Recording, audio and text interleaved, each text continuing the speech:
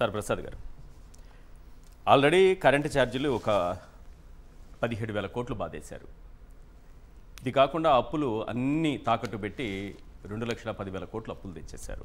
అయినా ఇప్పుడు రోడ్లు వేయడానికి డబ్బులు లేవని పెట్రోల్ రేట్లు పెంచుతారట, డీజిల్ రేట్లు పెంచుతారట, తర్వాత గనుల నుంచి పిండుతారట, ఆ తర్వాత ఇంకా ఉన్నాయి రిజిస్ట్రేషన్ ఛార్జీలు పెంచుతారట, ఆర్టీసీ స్థలాలను తీసుకెళ్ళి తాకట్టు పెట్టేసి డబ్బులు తెచ్చి రోడ్లు వేస్తారట. అంటే ఇంకొక దోపిడీకి మార్గం వేసుకున్నట్టుగా, ఈ రోడ్లు వేయకుండా దోపిడీకి మార్గం వేసుకున్నట్టు ఏమన్నా కనిపిస్తుందా? ముందుగా సాక్షి ప్రేక్షకులకు నమస్కారం అండి. అలాగే ప్యానల్లో ఉన్న మిత్రులకి మీకు కూడా నమస్తే అండి. సార్, చంద్రబాబు నాయుడు గారిలో ఉన్న గొప్పతనం ఏంటంటే రెండు. ఒకటి చెప్పి చేస్తారు, రెండోది ఏంటంటే ముందు ఈ తపేలా ఛానల్ త్రూగా ఫెయిలర్ ఇచ్చి దాని అవుట్కమ్ అని రీడ్ చేయడంలో స్పెషలిస్ట్. అందుకే మీరు ఇందాక తపేలా పేపర్ రాసిన ఓ దిక్కుమాల వార్తను ఒకటి చూపించారు కాబట్టి ఈ ఫీడ్బ్యాక్ ఎలా ఉంటుందో టెస్ట్ చేస్తాడు. ఓకే, అంటే తర్వాత ఏం ప్రజల్లో ఏం స్పందన లేకపోతే అప్పుడు ఎవరు పట్టించుకోలేదు, మీరు పట్టించుకోలేదు, నేను పట్టించుకోలేదు, ప్రజలు ఎవరు పట్టించుకోలేదు. అప్పుడు మొదట నేను చెప్పింది ఆయన ఏది చెప్పినా చేసి చెప్తాడు కదా, బాదుడే బాదు, అదే బాదుతానని చెప్పే వచ్చాడు ప్రభుత్వానికి. మీకు ముందు నుంచి చెప్తారు బాదుడే బాదుడే అనుకుంటూనే వచ్చారు. మనం అమాయకంగా ఏది బాదుతున్నాం అని ఎన్నుకునే లోపుగా 17,500 కోట్లు మీరు డిస్కౌంట్ ఇచ్చారు, కానీ ఎలక్ట్రిసిటీ ట్రూ అప్ ఛార్జీలు 17,500 కోట్లు. దాంట్లో ఏదో 900 కోట్లు ఏదో రేట్ ఇచ్చారు కదా అని కొంచెం కాదు సార్, వాడు ఇమ్మంటేనే ఈఆర్బిఓడు బాధేసి మీరు పెనాల్టీ క్లాసులు చాలా లైటర్ వైన్ లో చెప్పకండి. వాళ్ళప్పుడు వాళ్ళు ఇసుక రీచ్లు తవ్వించినప్పుడు కూడా గ్రీన్ ట్రిబ్యునల్ ఇదే పవన్ కళ్యాణ్ పార్టీ అతను కేసేస్తే 100 కోట్లు పెనాల్టీ కట్టారు. ఇవాళ ఎలక్ట్రిసిటీ బోర్డుకి కూడా 100,000 కోట్లు పెనాల్టీ కట్టి 10 పైసలు రేటు తగ్గించారు. అంచేత మేము బాధడానికి వెనక ముందు ఆడకపోయినా కాన్సిక్వెన్సెస్ తర్వాత వస్తాయి. ఇప్పుడు 18 నెలలు దగ్గర 14 నెలల తర్వాత ఆ పెనాల్టీ క్లాస్ ఇంపోజ్ అయింది. బిఫోర్ దట్ ఎక్స్చెక్కర్కి రావాల్సింది వచ్చేసింది. తర్వాత ఆయన ఇంకో మాట తెప్పుడు మడం తెప్పుడు మన జగన్మోహన్ రెడ్డి గారు లాగా ఈయన కూడా ఏంటంటే అరకు కాఫీ బ్రాండ్ నేనే ప్రమోట్ చేశాను అన్నందుకు రోడ్ల మీద కాఫీ వేసి చూపిస్తుంది ఆయన. మీకు అర్థమైందా? అరకు కాఫీకి ఆయనకి సంబంధం లేదు. ఫస్ట్ ఆయన ప్రమోట్ చేసి వచ్చిన వాళ్ళందరికీ అదే ఇచ్చారంట. మరి ఇప్పుడు ఇస్తున్నారా అంటే ఒక్కడు అడగడా క్వశ్చన్. ఆయన చాలా సమన్యాయం చేస్తాడు సార్. వచ్చిన అతిథులకు కాదు, మనకు కూడా రోడ్ల మీద ఇస్తాం కాఫీ. అది మీరు గ్రహించగలగాలి. ముందానికి మనం చెప్తున్నా, మీరు అబద్ధాలు చెప్తారని వాళ్ళకి సంబంధించిన వాళ్ళతో చెప్పించారు, కానీ జనాలు చూసారు సార్ కాఫీ వస్తుంది సార్ నిజం చెప్పుకున్నారు. మీరు ఇందాక చూపించిన వీడియోలో జనాలు రోడ్డు మీద మీరు ఆయన ఏదైనా సరే ఆయన ఇన్నోవేటివ్గా చేస్తారు సార్. ఇప్పుడు గత ప్రభుత్వంలో వాళ్ళు చేసిన క్యాంపెయిన్ ఏంటి, మీరు వరి నాట్లు వేసారు, చేపల చెరువులు, దానికి భిన్నంగా నేను అరకు బ్రాండ్ని నేనే ప్రమోట్ చేశాను కాబట్టి రోడ్డు మీదే కాఫీ దొరుకుతుంది సామాన్య మానవుడికి కూడా అన్న కోణంలో వాళ్ళు సిద్ధహస్తులు. అంచేత చెప్పి చేయడంలోనూ ఫీడ్బ్యాక్లు తీసుకోవడంలోనూ వాళ్ళు మించిన వాళ్ళు లేరు. మీరు అన్నట్టు ఇప్పుడు ఉదాహరణకి మనకి ఈ పెట్రోలు రేట్స్ కనుక అంటే తెలిసి చేస్తున్నారో తెలియక చేస్తున్నారంటే తెలుగు తక్కువతనానికి సంపద సృష్టిస్తానని పొగడి కబుర్లు చెప్పడం కాదు. మన స్టేట్ బార్డర్ తెలుసో తెలియకో కర్ణాటక రాష్ట్రంతోనూ పక్కన ఉన్న ఒరిస్సా రాష్ట్రంతోనూ తమిళనాడుతోనూ అండ్ యాజ్ వెల్ యాజ్ తెలంగాణతోనూ చేసుకుంటున్నాం. తెలంగాణతో దగ్గర దగ్గర ₹2 డిఫరెన్స్, ఒరిస్సా బార్డర్ దగ్గర దగ్గర ₹10 డిఫరెన్స్. ఓకే, మీరు అలాగే కర్ణాటక బార్డర్ చూసుకుంటే దగ్గర దగ్గర ₹4 పైసలకి డిఫరెన్స్ ఉంది. అలా మీరు తమిళనాడు బార్డర్ కూడా చూసుకుంటే తమిళనాడు అండ్ ఒరిస్సా రెండు ₹100. సో అంచేత ₹10 అక్కడ టెంకు వాచిపోద్ది. సో మనకు లోపలికి వచ్చే లారీలు కానీ బస్సులు కానీ బార్డర్లో డీజిల్ కొట్టించుకుని వస్తే అంటే వాళ్ళే పెట్టినట్టుకున్నారు పెట్రోల్ బంకులు.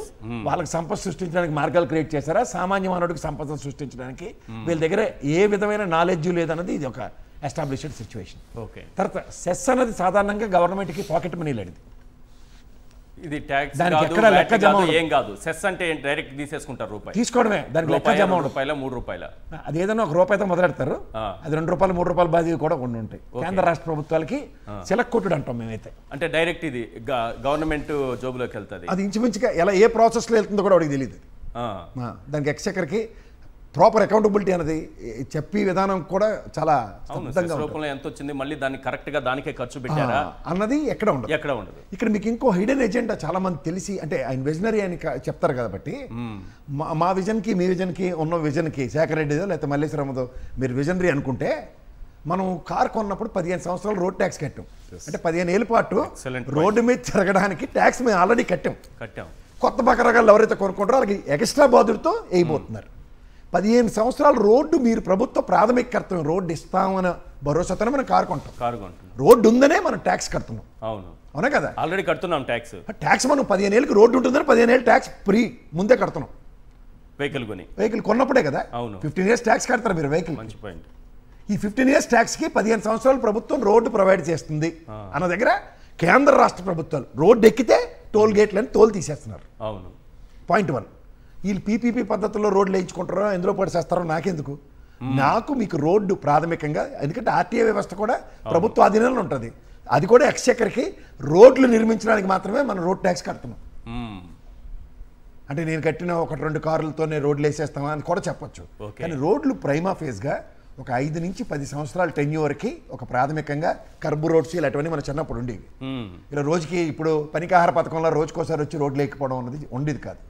అండ్ మోర్ ఓవర్ ఈ ప్రభుత్వం వచ్చిన వెంటనే ఈ రోజుకి కూడా గాలి కబుర్లు చెప్తావు రోడ్ల మీద పాలు కాచుకోవచ్చు అని వాళ్ళు చెప్పినంత మాత్రాన ఇవాళ మీరు ఎక్కడ ఏ రోడ్లు స్టేట్ కనెక్టివిటీ రోడ్లు ఎలా ఉన్నాయో, ఎంత దయనీయంగా ఉన్నాయో అదే. ఇప్పుడు ఇందాక మీరు కారుమూరి వెంకటరెడ్డి వీడియో ఒకటి చూపించారు. కారుమూరి వెంకటరెడ్డి ఊరు వెళ్ళిన వీడియోలు వాళ్ళు జనసేన వాళ్ళు, తెలుగుదేశం వాళ్ళు భయంకరంగా ట్రోల్ చేశారు మాకు టీవీ డిబేట్లో. మరి ఆ రోడ్డు ఇప్పటికైనా వేసారేమో కనుక్కోండి. అలాగే గెలిచారు కదా. 18 నెలలకు వెళ్ళలేదు, ఇప్పటికే వెళ్ళలేదు. ఇప్పటికి కూడా రోడ్డు సంక్రాంతికి అయిపోతుంది అన్నారు కదా చంద్రబాబు నాయుడు. మీరు ఓ స్త్రీ రేపురా అని ఒకటి ఉండేది మనకి చిన్నప్పుడు. అలాగే ఏదైనా రేపు అన్నది రాశారనుకోండి, మంచి ప్రభుత్వం రాబోయేది అని బ్రాకెట్లో ఉంటుంది సినిమా టైటిల్ లాగా, చూడండి. కానీ మంచి ప్రభుత్వం ఏదైనా మనతో చెప్పిస్తారు. ఫస్ట్ అలాగనే అక్కడ పైన ఏది ఉందో రాయి చదవమంటారు, ఇది మంచి ప్రభుత్వం అనగానే వెళ్ళిపోవాలి, ప్రశ్నకి సంబంధం ఉండదు అలాగే.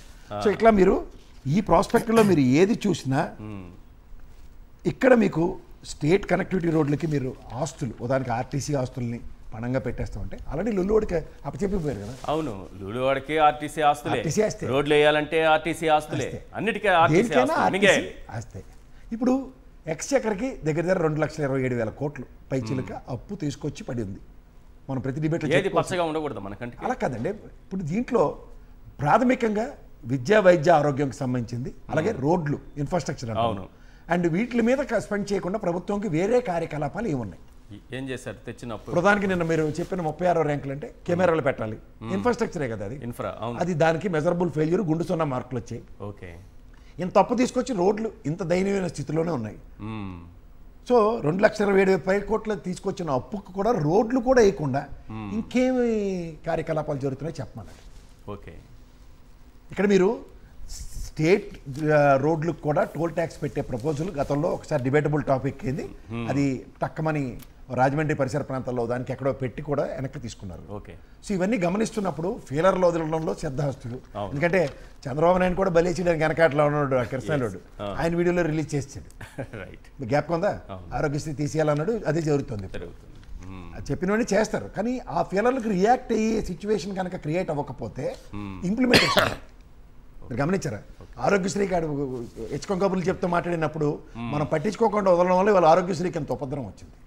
మెడికల్ కాలేజీలు కూడా ఇంతే ఉపద్రవం తేడానికి పునాది వేసినప్పుడు ప్రతిస్పందన ఎప్పుడైతే ఉంటుందో ఆగే కార్యక్రమానికి తెరలేకపోతున్నారు. సో ఇట్లాంటివి ఎప్పుడైనా సరే రియాక్టివ్ మోడ్. గతంలో కమ్యూనిస్ట్ పార్టీలు ఉండేవారు, ఇప్పుడు ఒకే గొంతుకుంది. ఓకే. ఆ గొంతుకు కూడా మీది చాలా సన్నగా కీచు గొంతులా ఉంటుంది. ఇప్పుడు సాయంత్రం 7 గంటలకు డిబేట్ పెడితేనే కానీ దిక్కు దేవాలని లేని పరిస్థితి ఉంటుంది. సో ఇలాంటి పరిస్థితికి మన వాయిస్ ఎంత ఉన్నది అన్నది చూసుకుంటే వాళ్ళ వాయిస్ మాడ్యులేషన్స్తో బొంబాడు చేయడంలో శ్రద్ధహస్తులు. ఏమనంటే సింపుల్ చెప్తారు, గతంలో జగన్మోహన్ రెడ్డి రోడ్లు వేయలేదని మేము ముందు నుంచి చెప్పాం కదా, ఇప్పుడు ఈ రోడ్లు వేయడానికి మా దగ్గర డబ్బులు ఆల్రెడీ బేదరపులు మొదలెట్టేశారు కదా. కానీ వాళ్ళు బేదరపులు ప్రజలకు ఇనిమించే కార్యక్రమంలో వాళ్ళు హెలికాప్టర్లు వేసుకుని తిరుగుతారు ముగ్గురు.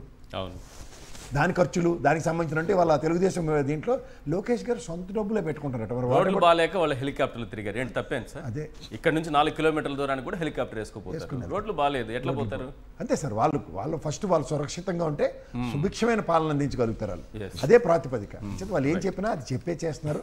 దానికి తగ్గట్టుగా కాఫీ బ్రాండ్ అంబాసిడర్గా చంద్రబాబు నాయుడు గారు అరకు కాఫీ మొత్తం రాష్ట్ర ప్రజలందరికీ రోడ్లు వర్షాలు రేపు కూడా 3 రోజులు వర్షాలు హెచ్చరిక ఉంది. మళ్ళీ కాఫీ రెడీ, ఏ కాఫీ అన్నదో సినిమా ఉంటుంది చూడండి, అలా ఆంధ్రప్రదేశ్ ప్రజలకి కాఫీ గ్యారెంటీ.